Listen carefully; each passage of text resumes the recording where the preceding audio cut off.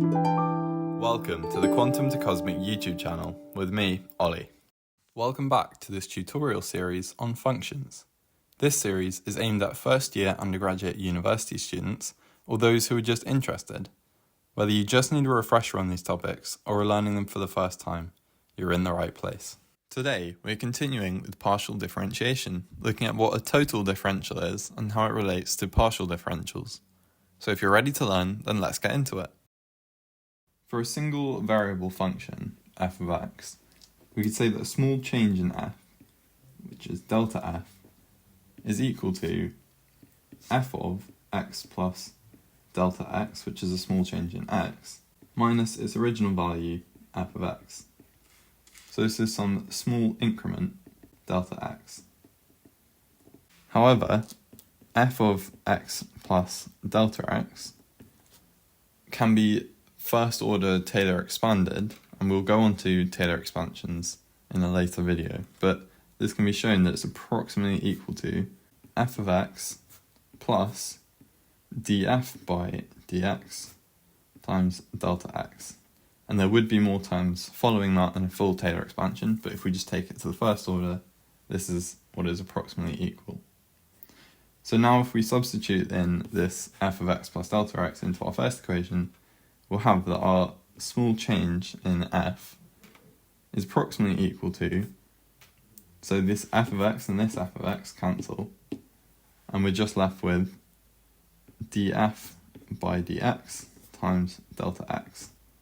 And in the limit that these increments become very small, so delta x and delta f tend to 0, but not quite 0, in that limit they become very small, we define it as df equals df by dx, and this is a differential.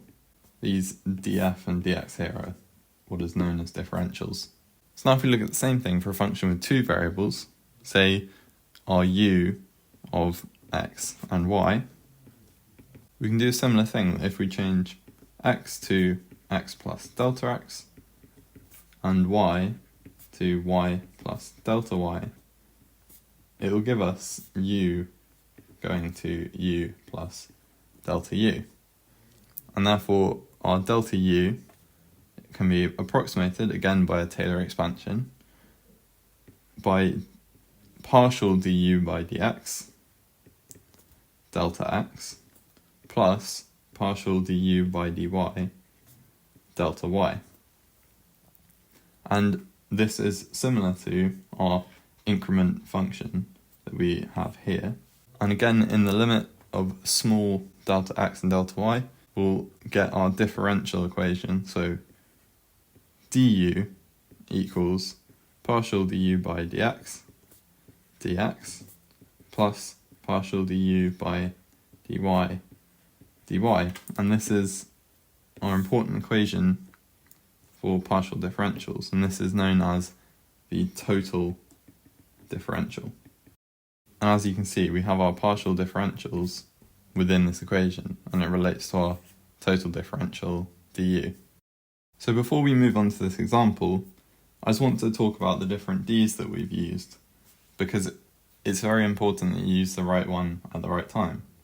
So this d here, I've been calling delta, and it's just a small increment in whatever variable here, f, that we're using.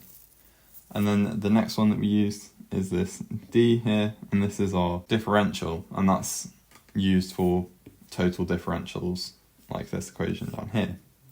And then finally we have our partial d, which is when we're differentiating a function. If it has more than one variable, you're going to be using partial derivatives. So that's when that d is used. So these are the three different d's that are important to note. I'll just write them. So delta for increment, the property for total differentials, and then the curly d like that for partial differentials. So to the example, u equals x squared sine y plus y cubed. So if we just do our delta u, that's going to be approximately equal 2x sine y delta x, because we've done du by dx, plus x squared cos y plus 3y squared. And here we've done du by dy, and that's times by delta y. So this is from our Taylor expansion to first order. And then as we make those increments tend to 0, become very small, it leads to our total differential equation, which is going to be du equals 2x sine y dx plus x squared cos y plus 3y squared times dy.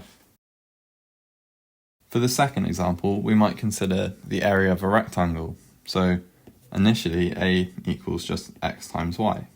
We have just this rectangle here. But if we wanted to alter this area by an increment of delta x and delta y, we'd say our delta A in area is going to equal x plus delta x, our new x length, times y plus delta y, our new y length. So that whole length there times that whole length there, and then minusing our original area A, which is xy. Now when we times out these brackets, our first term will be x times y, and then we can minus it with this xy at the end, so that'll be 0. Then we'd have delta x times y plus x times delta y plus delta x delta y. And out of these three terms, the first two are first order smallness. These delta x's, they'll tend to 0 less quickly than this second order smallness, if that makes sense. Both of these are going to square in terms of smallness, and they'll reach 0 quicker. So this is approximately equal to just the first two terms, y times delta x plus x times delta y. And now when we tend our increments, delta x and delta y, towards 0, we'll get our total differential. So dA equals y times dx plus x times dy. And that's our total differential for the area of a rectangle. So for our last example, I'll show you how our increments and differentials can be useful in a physical setting. So say we wanted to work out the height of a building, and we only had this x and this theta as measurements. How could we calculate the height? Well, just for working out the equation, this is clearly h on the right hand side of our triangle, which is a right angle triangle, and therefore h is equal to x times tan theta. So that's fine. If we have our x value and our theta value, great, we can work out the height. So let's say x was equal to 200 meters, but we have an error on that of plus or minus 2 meters. And then theta is equal to 20 degrees plus or minus half a degree. Then what's the error on our height of the building, given the errors of x and theta?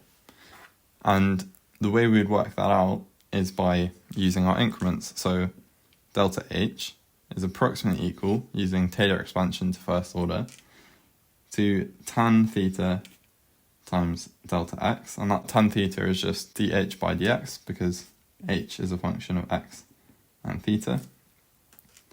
And then we're adding our dh by d theta, which is going to be x sec squared theta times delta theta. And so these delta x and delta theta can be viewed as our increments, given that they're quite small in comparison to the true value of x and theta. Therefore, we could work out the increment or error associated with our height. So delta h is going to be approximately equal, and tan theta here is going to be roughly 0.36. Keep all the decimal places in your calculator, but just for me writing out, be easier this way. And then delta x we know is just 2. And then you're going to add x times sec squared theta. That's going to be, again, keeping the values in your calculator, but it's roughly 226.5 times delta theta, which is very small, but in radians is roughly 0.0087. And if you work that out, that approximately equals 2.7 meters as our increment or error in our height. So now if we just work out the central estimate for our height, we would have that h is equal to x times tan theta, so that's 200 times tan of pi over 9, because 20 degrees is pi over 9 in radians, and that's roughly equal to 72.8 meters, and then plus or minus the error that we calculated of 2.7 meters, and therefore that's our final answer for the height of the building, given we have these errors on our x and theta. Today, we've learnt about what a total differential is and how it relates to partial differentials. In the next video, we'll be looking at the chain rule with partial derivatives, i.e. a function of a function. So if you want to learn more, I'll see you in the next one. If you learnt something new or just enjoyed this video, please hit the like button and don't forget to subscribe and tap the notification bell to stay updated on new videos. In the meantime, stay curious and I'll see you in the next one.